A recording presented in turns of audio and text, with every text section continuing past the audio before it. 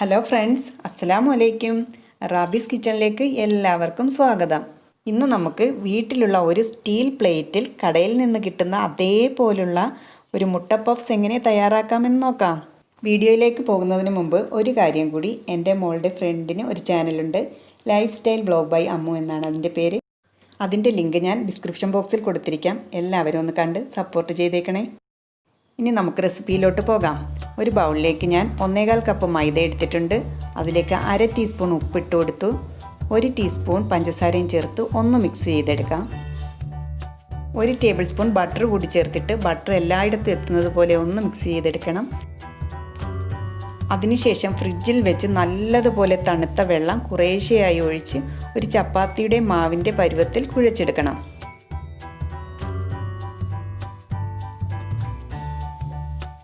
ഇപ്പോൾ മാവ് ഞാൻ കുഴച്ചെടുത്തിട്ടുണ്ട്. ഇനി ഇത് കൗണ്ടർ ടോപ്പിലേക്ക് ഇട്ടിട്ട് ഒരു 5 മിനിറ്റ് സമയം എടുത്ത് നല്ലതുപോലെ സോഫ്റ്റ് ആക്കി എടുക്കണം.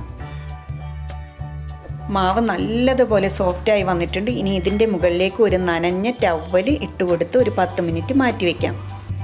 ഈ സമയം കൊണ്ട് നമുക്കിതിന് വേണ്ടിയുള്ള ഫില്ലിംഗ് തയ്യാറാക്കാം. ഒരു പാൻ അടുപ്പിൽ വെച്ച് അതിലേക്ക് 1 ടേബിൾ സ്പൂൺ വെളിച്ചെണ്ണ ചേർത്ത് കൊടുത്തിട്ടുണ്ട്. അതിലേക്ക് 1 ടീസ്പൂൺ ഇഞ്ചി വെളുത്തുള്ളി ചേർത്തിട്ട് ചെറുതായി ഒന്ന് വഴറ്റിയതിന് ശേഷം മീഡിയം സൈസിലുള്ള 2 സവാള കൂടി ചേർത്തിട്ട് ആവശ്യത്തിനുള്ള ഉപ്പും ചേർത്ത് നല്ലതുപോലെ ഒന്ന് വഴറ്റിയെടുക്കാം.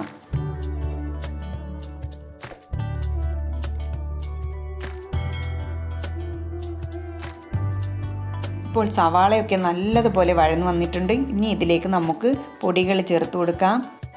1/2 ടീസ്പൂൺ മഞ്ഞൾപ്പൊടി, 1 ടീസ്പൂൺ കുരുമുളക് പൊടി, 1/2 ടേബിൾ സ്പൂൺ മുളക് പൊടി, 1/2 ടീസ്പൂൺ ഗരം മസാലപ്പൊടി.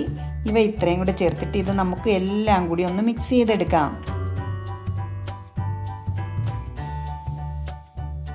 ഇതിലേക്ക് ഞാൻ പകുതി തക്കാളി കൂടി ചേർത്ത് കൊടുക്കുന്നുണ്ട്. എന്നിട്ടൊന്ന് മിക്സ് ചെയ്തതിന് ശേഷം അല്പം വെള്ളം ഒഴിച്ച് ഈ മസാല ഒന്ന് കുഴഞ്ഞ് കിട്ടാൻ വേണ്ടി നമുക്കൊന്ന് അടച്ച് വെച്ച് ഒരു 2 മിനിറ്റ് വേവിച്ചെടുക്കാം.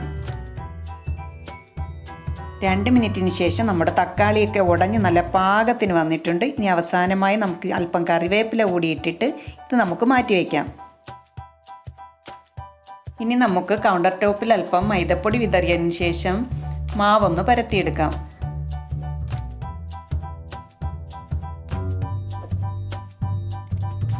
എൻ്റെ കയ്യിലുള്ള റോളർ കൊണ്ട് പരത്താൻ ബുദ്ധിമുട്ടുള്ളത് കൊണ്ട് ഞാനൊരു പൈപ്പ് ഉപയോഗിച്ചാണ് ഇത് പരത്തുന്നത്.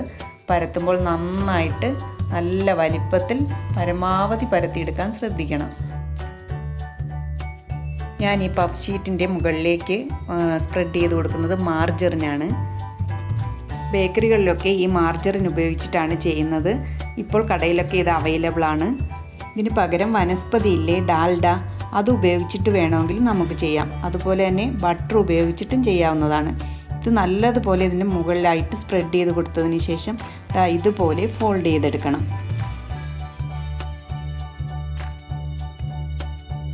ഇതേ രീതിയിൽ ഫോൾഡ് ചെയ്തതിന് ശേഷം 10 മിനിറ്റ് സമയം നമ്മൾ ഇതേപോലെ നനഞ്ഞ ടവലിട്ട് മാറ്റി വയ്ക്കണം.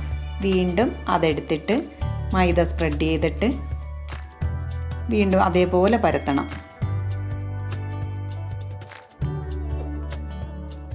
ഞാനിപ്പോൾ മാർജറിൻ ഉപയോഗിച്ച് ചെയ്യുന്നത് ആ ബേക്കറിയിൽ നിന്ന് കിട്ടുന്ന അതുപോലെ ഒടിക്കുമ്പോൾ പൊഴിഞ്ഞു പൊഴിഞ്ഞ് വീഴുന്ന അതേ രീതിയിലുള്ള പഫ്സ് കിട്ടാൻ വേണ്ടിയിട്ടാണ്.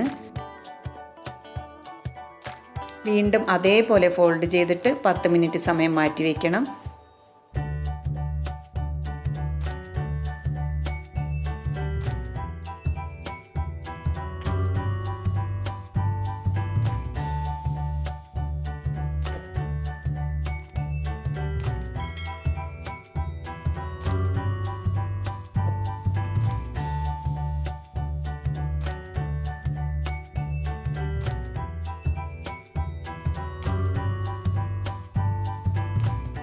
മൂന്നാമത് പരത്തിയതിന് ശേഷം മാർജറിൻ തേച്ചിട്ട് ഞാൻ ഇതേ രീതിയിലാണ് ഫോൾഡ് ചെയ്യുന്നത്. ഇനി വീണ്ടും 10 മിനിറ്റ് സമയം നമുക്ക് നനഞ്ഞ തുണിയിട്ട് കവർ ചെയ്ത് വയ്ക്കാം.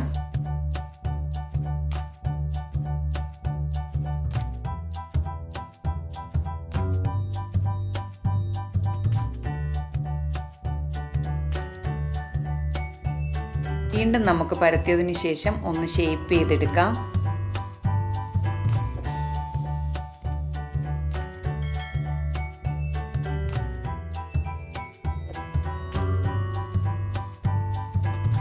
ഇത് ഒരേ വലിപ്പത്തിൽ സ്ക്വയറായിട്ട് നമുക്ക് കട്ട് ചെയ്തെടുക്കാം. ഞാനിത് 6 പീസസ് ആയിട്ടാണ് കട്ട് ചെയ്തെടുത്തിരിക്കുന്നത്. ഇനി നമുക്ക് അതിൻ്റെ മുകളിലേക്ക് വെള്ളം സ്പ്രെഡ് ചെയ്ത് കൊടുക്കാം, പച്ചവെള്ളം. 3 മുട്ട ഞാൻ പുഴുങ്ങി വെച്ചിട്ടുണ്ടായിരുന്നു. ഇനി ഇതിലേക്ക് 1 ടേബിൾ സ്പൂൺ മസാല വെച്ച് കൊടുത്തിട്ട് അതിൻ്റെ മുകളിലേക്ക് ഓരോ മുട്ടയുടെ പീസും വെച്ച് കൊടുത്ത് നമുക്കിതൊന്ന് മടക്കിയെടുക്കാം. ആദ്യം നമ്മൾ വെള്ളം സ്പ്രെഡ് ചെയ്തത് കൊണ്ട് തന്നെ ഇത് നല്ലതുപോലെ അങ്ങ് ഒട്ടിയിരുന്നോളും. ഇനി നമുക്ക് ഇതെല്ലാം ഇതേപോലെ ചെയ്തെടുക്കാം. ഇതെല്ലാം ഞാൻ ഓയിൽ തടവി ഒരു സ്റ്റീൽ പ്ലേറ്റിലേക്ക് വെച്ച് കൊടുത്തിട്ട് എഗ്ഗ് വാഷ് ചെയ്യുന്നുണ്ട്. മസാല വെച്ച് കൊടുക്കുന്ന സമയത്ത് തന്നെ ഞാൻ പ്രീ ഹീറ്റ് ചെയ്യാനായിട്ടൊരു പാത്രം വെച്ച് കൊടുത്തിട്ടുണ്ടായിരുന്നു. അതിലേക്ക് അല്പം മണലും ഒരു സ്റ്റാൻഡും വെച്ച് കൊടുത്തിട്ടുണ്ട്. ഇനി ഇതിലേക്ക് നമുക്ക് പഫ്സ് ഇറക്കി വെച്ച് കൊടുക്കാം. ആദ്യം 30 മിനിറ്റ് മീഡിയം ഫ്ലെയിമിലും പിന്നീട് ലോ ഫ്ലെയിമിൽ 20 മിനിറ്റും വെച്ച് വേവിച്ചെടുക്കാം. ഇപ്പോൾ ഇത് കുക്കായി വന്നിട്ടുണ്ട്. ഇനി നമുക്കിത് തണുക്കാനായിട്ട് മാറ്റിവെക്കാം. ഇപ്പോൾ കണ്ടില്ലേ, ബേക്കറിയിൽ നിന്ന് കിട്ടുന്ന അതേ പെർഫെക്ഷനിലും ടേസ്റ്റിലും ഒക്കെ തന്നെയാണ് നമുക്ക് ഈ പഫ്സ് കിട്ടിയിട്ടുള്ളത്. എല്ലാവരും ഒന്ന് ട്രൈ ചെയ്ത് നോക്കണേ. എൻ്റെ ചാനൽ ലൈക്ക് ചെയ്യാനും ഷെയർ ചെയ്യാനും സബ്സ്ക്രൈബ് ചെയ്യാനും മറക്കരുതേ. ഇൻഷാ അല്ലാഹ് നമുക്ക് മറ്റൊരു വീഡിയോയുമായി വീണ്ടും കാണാം.